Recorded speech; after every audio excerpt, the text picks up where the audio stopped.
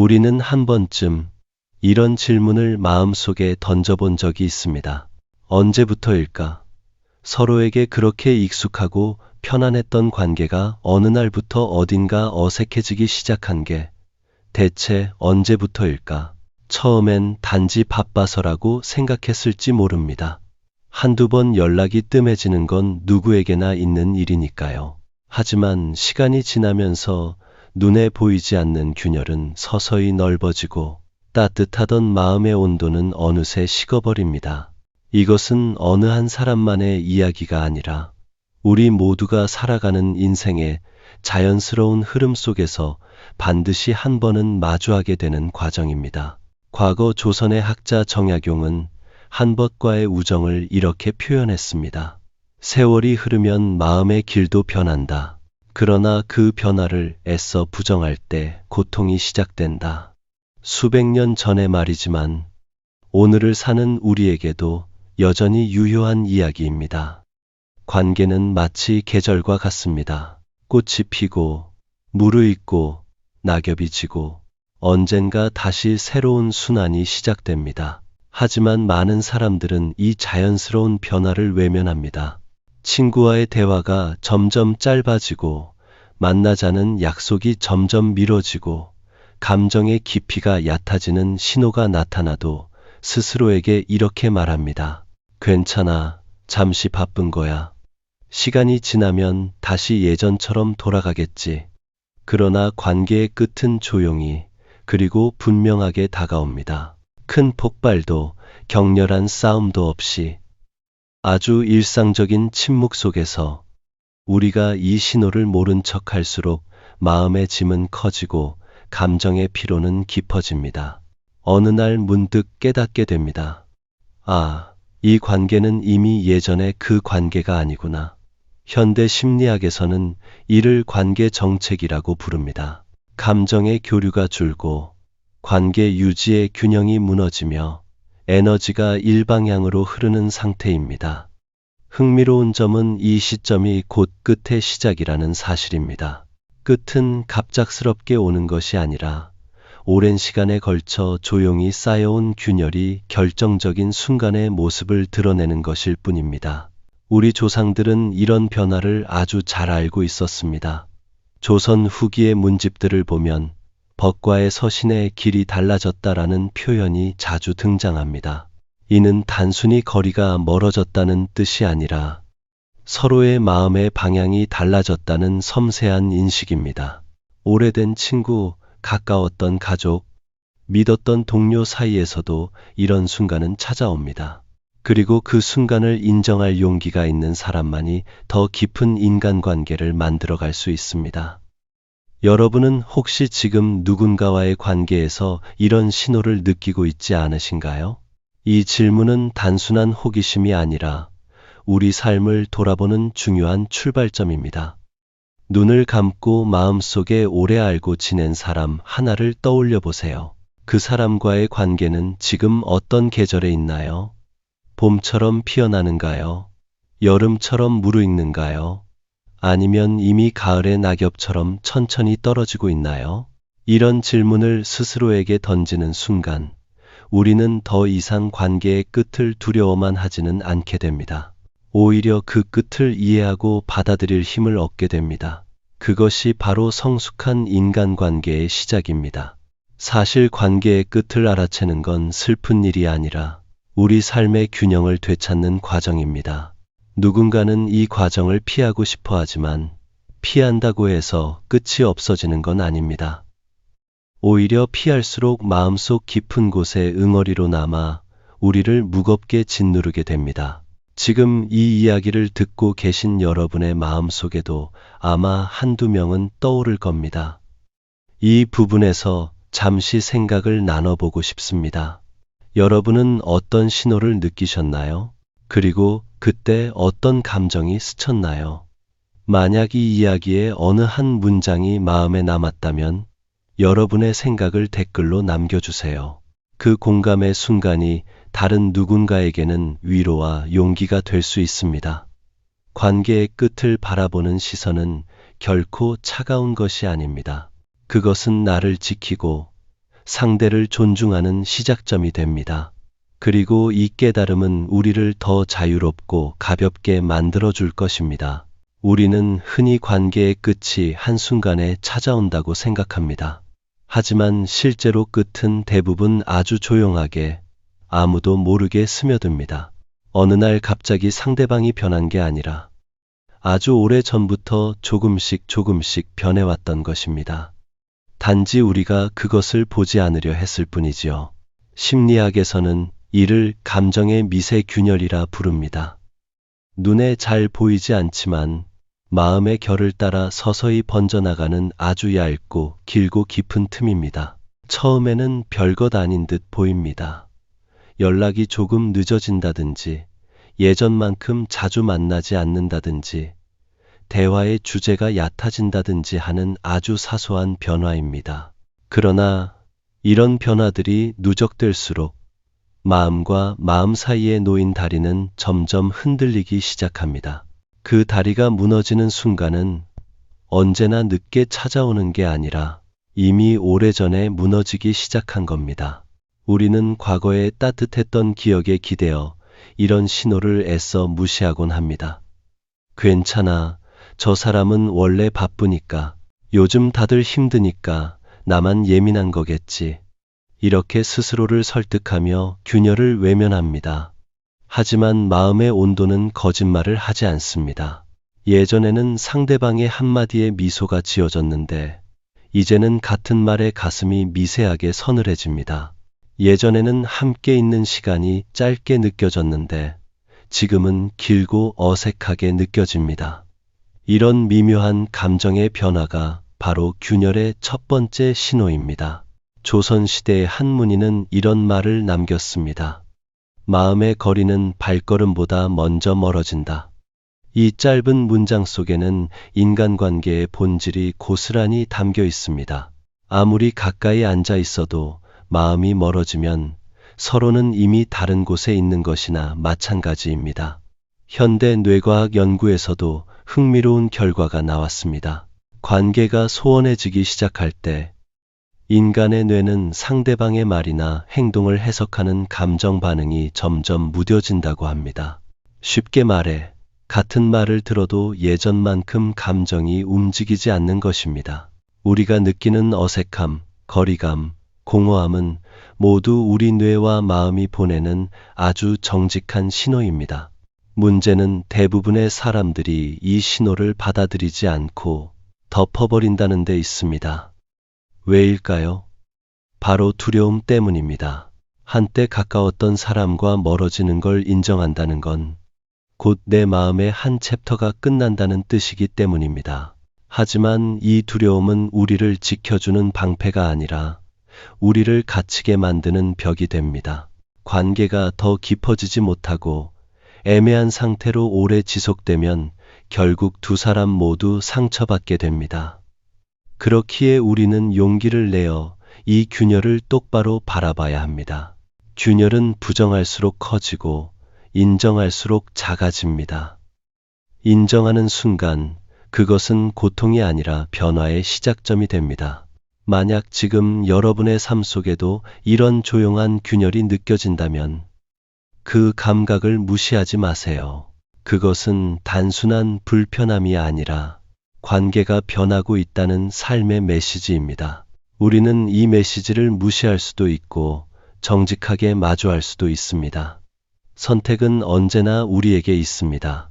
누군가와의 관계를 지키고 싶다면 균열을 모른 척하는 대신 용기 있게 들여다봐야 합니다. 반대로 이미 마음이 멀어졌다면 그 사실을 인정하고 스스로를 자유롭게 해줘야 합니다. 그것이 진정한 성숙입니다. 여러분은 지금 어떤 균열을 느끼고 있나요? 혹시 언젠가 느꼈지만 모른 척했던 순간이 떠오르나요?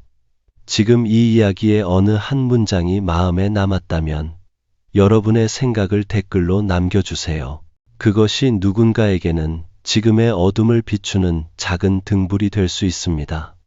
조용히 다가오는 균열을 외면하지 않는 사람만이 진짜 관계의 본질을 볼 수 있습니다. 그리고 그 순간 우리는 더 이상 상처받는 사람이 아니라 스스로를 지켜내는 사람이 됩니다. 우리가 느끼는 감정은 결코 마음속에만 머물지 않습니다. 언젠가 반드시 행동으로 드러나게 되어 있습니다. 관계의 균열이 감정의 변화로 시작된다면 그 다음 단계는 바로 행동의 변화입니다. 이 변화는 아주 사소한 습관에서부터 나타나기 시작합니다. 예전에는 연락이 오면 바로 답장을 보냈던 사람이 이제는 몇 시간, 심지어 며칠씩 답장을 미루게 됩니다. 예전에는 약속을 잡기 위해 애썼던 사람이 이제는 늘 다음에 보자는 말로 대화를 흐립니다. 예전에는 상대방의 이야기를 들으며 고개를 끄덕이고 웃었던 사람이 이제는 휴대폰을 들여다보며 대충 대답합니다. 이렇게 작은 행동들이 쌓이고 쌓여 관계는 조용히 방향을 잃어버립니다. 사람 사이의 온도는 말이 아니라 행동으로 드러납니다. 아무리 괜찮다고 말해도 눈빛과 태도는 진실을 숨기지 못합니다. 상대의 말투가 조금 더 짧아지고 시선이 예전보다 자주 피하고 약속이 자꾸만 미뤄질 때 우리는 이미 알고 있습니다. 이제는 예전과 다르다는 것을요. 조선시대 문집에는 이런 표현이 있습니다. 말은 남을 속일 수 있으나 행실은 나를 속이지 못한다. 겉으로 아무 일 없는 척해도 행동은 이미 마음이 어디로 향하고 있는지 말해주고 있습니다. 이것은 인간의 본능입니다. 현대 심리학에서도 관계가 약해질 때 가장 먼저 변하는 건 언어가 아니라 비언어적 행동이라고 설명합니다. 눈빛, 자세, 몸의 방향, 작은 표정들, 이런 것들이 말보다 훨씬 빠르게 감정의 방향을 드러냅니다. 이 변화는 마치 물에 잉크 한 방울이 떨어지는 것과도 같습니다. 처음엔 잘 보이지 않지만 시간이 지나면 점점 퍼져서 물 전체를 물들입니다. 그리고 어느 날 관계는 전혀 다른 색으로 변해 있습니다. 하지만 대부분의 사람들은 이 행동 변화를 애써 외면합니다. 오랜 시간 함께한 관계일수록 더 그렇습니다. 왜냐하면 행동의 변화는 감정의 결정을 의미하기 때문입니다. 즉, 이미 한쪽 마음이 떠나가고 있다는 신호이기 때문입니다. 우리는 종종 이렇게 스스로를 속입니다. 요즘 바빠서 그래. 그냥 잠깐 그런 거야. 하지만 진실은 그 안에 분명히 있습니다. 태도의 미세한 변화는 결코 우연이 아닙니다. 감정은 말로 감출 수 있어도 몸은 거짓말을 하지 않습니다. 그리고 이 시점에서 가장 중요한 것은 상대의 행동을 분석하거나 의심하는 것이 아니라 나 자신이 이 관계에서 무엇을 느끼고 있는지 정직하게 들여다보는 것입니다. 누군가의 뒷모습을 붙잡으려 애쓰기 전에 내 마음이 이미 지쳐있지는 않은지, 내 안의 온도가 이미 낮아진 건 아닌지 스스로에게 물어야 합니다. 이런 질문은 잔인하게 들릴 수도 있지만 바로 이 질문이 우리를 성숙하게 만듭니다. 행동의 변화는 끝의 징조이자 새로운 시작의 예고일 수 있습니다. 상대방이 변했다는 사실만을 바라보는 것이 아니라 그 변화를 통해 나 자신을 돌아볼 수 있다면 우리는 상처받는 사람이 아니라 성장하는 사람이 됩니다. 관계에서 가장 큰 용기는 붙잡는 것이 아니라 있는 그대로를 보는 것입니다. 여러분은 혹시 지금 누군가의 행동에서 이런 변화를 느끼고 있지 않나요? 말은 그대로인데 태도만 달라진 적, 눈빛이 예전 같지 않다고 느낀 적, 함께 있어도 어쩐지 멀게 느껴진 적이 있나요? 그런 순간이 떠오른다면 그것이 바로 관계의 방향이 달라지고 있다는 조용한 신호입니다. 이 신호를 억지로 덮어버리기보다 정직하게 바라보는 사람이 결국 더 단단해집니다. 그리고 그 용기 있는 시선이 언젠가 여러분의 삶을 더 가볍고 자유롭게 만들어줄 것입니다. 감정은 결국 행동이 됩니다. 행동은 결국 관계의 방향을 결정합니다. 그리고 그 방향을 마주하는 건 두 사람 중 누가 먼저 용기를 내느냐에 달려 있습니다. 관계가 흔들릴 때 우리는 언제나 두 갈래 길 앞에 서게 됩니다. 하나는 붙잡는 길, 또 하나는 놓아주는 길. 이 두 길 사이에서 사람들은 쉽게 발걸음을 떼지 못합니다. 왜냐하면 선택이 곧 마음의 방향을 정하는 일이기 때문입니다. 그리고 대부분의 사람은 이 시점에서 오랫동안 머뭅니다. 정말 이 관계를 끝내야 할까? 조금만 더 기다리면 다시 예전처럼 돌아오지 않을까? 내가 조금만 더 노력하면 괜찮아지지 않을까? 이런 질문이 마음속에서 끊임없이 떠오르지요. 하지만 진실은 때로 조용히, 그러나 아주 명확하게 우리에게 말을 겁니다. 이미 그때와는 다르다고. 붙잡는 건 언제나 익숙함을 지키려는 마음에서 시작됩니다. 오랜 시간 쌓아온 추억, 함께 나눈 웃음, 서로에게 기댔던 시간들은 결코 가볍지 않기 때문입니다. 하지만 붙잡는 마음이 상대를 향한 진심이 아니라 과거에 대한 집착이 되어버릴 때 그 관계는 더 이상 우리를 지켜주는 울타리가 아니라 스스로를 가두는 감옥이 됩니다. 조선의 학자 정약용은 인간관계에 대해 이렇게 말했습니다. 이미 흘러간 물을 다시 움켜쥐려는 손은 결국 상처만 남긴다. 이 짧은 문장은 오늘을 사는 우리에게도 깊은 울림을 줍니다. 떠나가는 것을 붙잡는데 온 힘을 쏟는 대신 이미 손 안에 없는 것을 인정하는 용기가 필요하다는 뜻입니다. 반대로 놓아준다는 건 무정함이 아닙니다. 오히려 가장 정직하고 성숙한 선택일 수 있습니다. 어떤 사람들은 놓아주는 건 너무 차가운 일이야 라고 말하지만 실은 그렇지 않습니다. 놓아준다는 건 상대와 나 모두를 자유롭게 해주는 일입니다. 억지로 이어붙인 관계는 어느 순간 더 깊은 상처를 남기지만 자연스럽게 흘려보낸 관계는 마음에 조용한 평화를 남깁니다. 심리학에서도 관계의 이별을 겪는 사람들 중 가장 빨리 회복하는 이들은 억지로 붙잡는 대신 상황을 인정하고 감정을 소화한 사람이라고 말합니다. 이는 단순한 이론이 아니라 수많은 사례에서 확인된 사실입니다. 붙잡음과 놓아줌 사이에서 중요한 건 상대가 아니라 나 자신입니다. 나는 왜 붙잡고 싶은 걸까? 진짜로 상대를 사랑하기 때문일까? 아니면 외로움이 두렵기 때문일까? 내가 놓아주지 못하는 건 상대 때문일까? 아니면 익숙함 때문일까? 이 질문을 정직하게 마주할 때 비로소 우리는 감정에 휘둘리는 사람이 아니라 감정을 주도하는 사람이 됩니다. 우리는 종종 놓아주는 걸 패배라고 착각합니다. 하지만 진짜 패배는 무너진 관계를 붙잡으려 애쓰다가 스스로를 잃어버리는 것입니다. 놓아준다는 건 손을 버리는 것이 아니라 내 마음을 지키는 선택입니다. 그리고 그 선택이야말로 가장 용기 있는 행동입니다. 여러분도 아마 이런 순간을 겪은 적이 있을 겁니다. 헤어짐을 앞두고도 마음 한편에서는 그래도 라는 생각이 떠나지 않았던 순간, 손에 남은 추억의 온기를 붙잡고 싶었던 순간 말입니다. 하지만 시간이 지나 돌아보면 그때 놓아주었던 선택이 오히려 나를 살렸다는 걸 깨닫게 됩니다. 인간관계는 반드시 영원해야만 의미가 있는 것이 아닙니다. 때로는 적절한 이별이 가장 아름다운 마무리가 되기도 합니다. 그리고 그런 이별이 우리를 더 단단하게, 더 깊게 만들어줍니다. 지금 여러분은 어떤 선택의 길 위에 서 있나요? 붙잡고 있나요?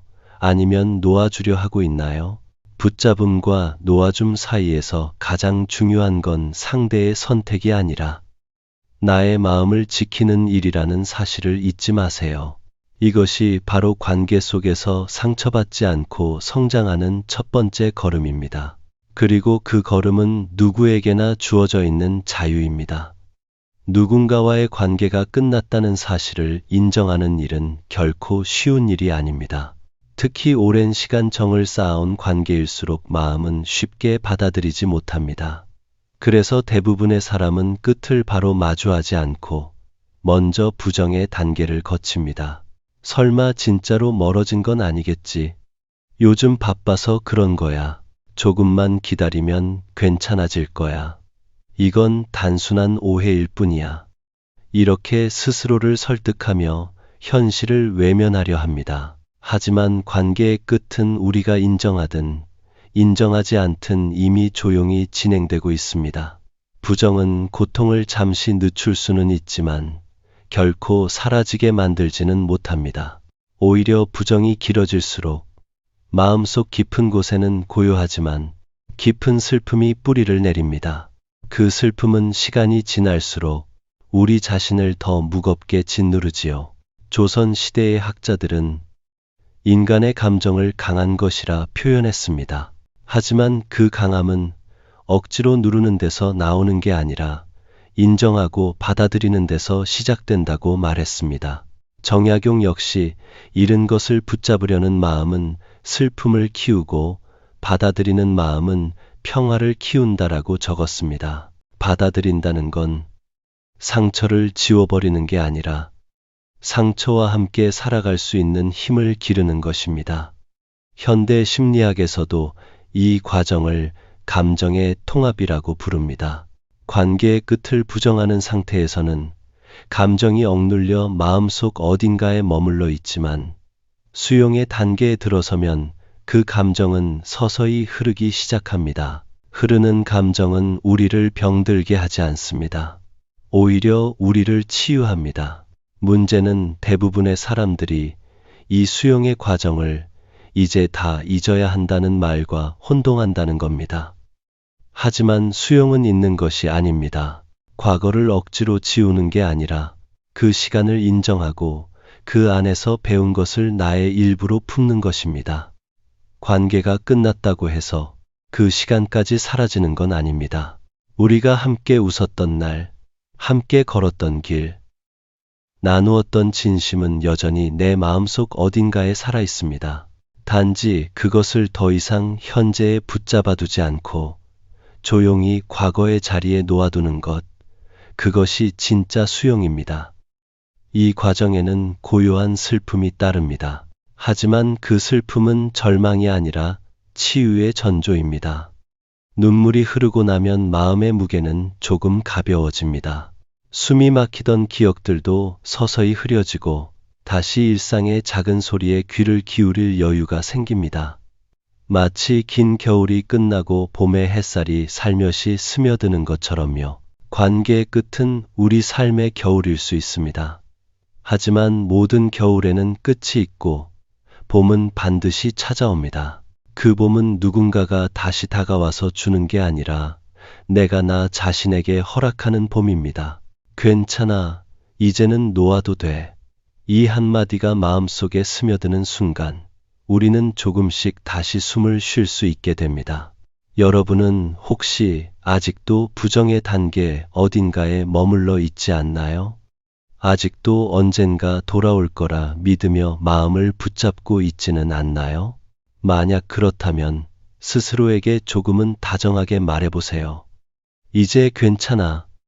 이 말은 단순한 위로가 아니라 마음을 회복으로 이끄는 가장 첫 번째 문장입니다. 진짜 회복은 누군가의 손에서 오는 것이 아니라 내 안에서 시작됩니다. 우리는 모두 이 과정을 스스로의 속도로 걸어갈 수 있습니다. 그리고 그 길 끝에는 고통이 아니라 새로운 평화가 기다리고 있습니다.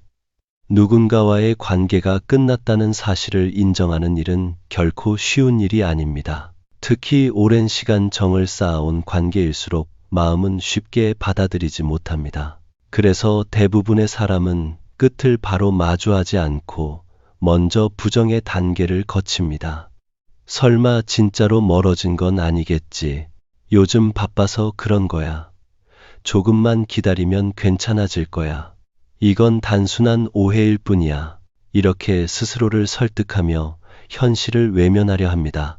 하지만 관계의 끝은 우리가 인정하든 인정하지 않든 이미 조용히 진행되고 있습니다.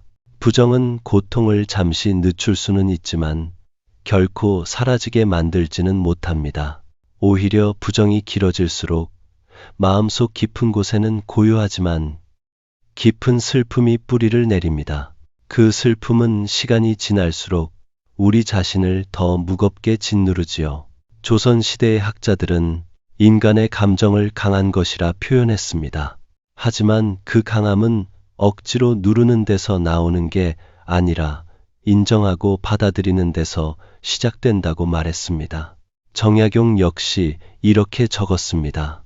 잃은 것을 붙잡으려는 마음은 슬픔을 키우고 받아들이는 마음은 평화를 키운다. 받아들인다는 건 상처를 지워버리는 게 아니라 상처와 함께 살아갈 수 있는 힘을 기르는 것입니다. 현대 심리학에서도 이 과정을 감정의 통합이라고 부릅니다. 관계의 끝을 부정하는 상태에서는 감정이 억눌려 마음속 어딘가에 머물러 있지만 수용의 단계에 들어서면 그 감정은 서서히 흐르기 시작합니다. 흐르는 감정은 우리를 병들게 하지 않습니다. 오히려 우리를 치유합니다. 문제는 대부분의 사람들이 이 수용의 과정을 이제 다 잊어야 한다는 말과 혼동한다는 겁니다. 하지만 수용은 잊는 것이 아닙니다. 과거를 억지로 지우는 게 아니라 그 시간을 인정하고 그 안에서 배운 것을 나의 일부로 품는 것입니다. 관계가 끝났다고 해서 그 시간까지 사라지는 건 아닙니다. 우리가 함께 웃었던 날, 함께 걸었던 길, 나누었던 진심은 여전히 내 마음속 어딘가에 살아 있습니다. 단지 그것을 더 이상 현재에 붙잡아 두지 않고 조용히 과거의 자리에 놓아두는 것, 그것이 진짜 수용입니다. 이 과정에는 고요한 슬픔이 따릅니다. 하지만 그 슬픔은 절망이 아니라 치유의 전조입니다. 눈물이 흐르고 나면 마음의 무게는 조금 가벼워집니다. 숨이 막히던 기억들도 서서히 흐려지고 다시 일상의 작은 소리에 귀를 기울일 여유가 생깁니다. 마치 긴 겨울이 끝나고 봄의 햇살이 살며시 스며드는 것처럼요. 관계의 끝은 우리 삶의 겨울일 수 있습니다. 하지만 모든 겨울에는 끝이 있고 봄은 반드시 찾아옵니다. 그 봄은 누군가가 다시 다가와서 주는 게 아니라 내가 나 자신에게 허락하는 봄입니다. 괜찮아. 이제는 놓아도 돼. 이 한마디가 마음속에 스며드는 순간 우리는 조금씩 다시 숨을 쉴 수 있게 됩니다. 여러분은 혹시 아직도 부정의 단계 어딘가에 머물러 있지 않나요? 아직도 언젠가 돌아올 거라 믿으며 마음을 붙잡고 있지는 않나요? 만약 그렇다면 스스로에게 조금은 다정하게 말해보세요. 이제 괜찮아. 이 말은 단순한 위로가 아니라 마음을 회복으로 이끄는 가장 첫 번째 문장입니다. 진짜 회복은 누군가의 손에서 오는 것이 아니라 내 안에서 시작됩니다. 우리는 모두 이 과정을 스스로의 속도로 걸어갈 수 있습니다. 그리고 그 길 끝에는 고통이 아니라 새로운 평화가 기다리고 있습니다. 이 영상이 마음에 와 닿았다면 좋아요와 댓글, 그리고 공유로 마음을 표현해 주세요. 여러분의 한 번의 반응이 다음 이야기를 만들어 갑니다. 함께 천천히 다시 걸어가 봅시다.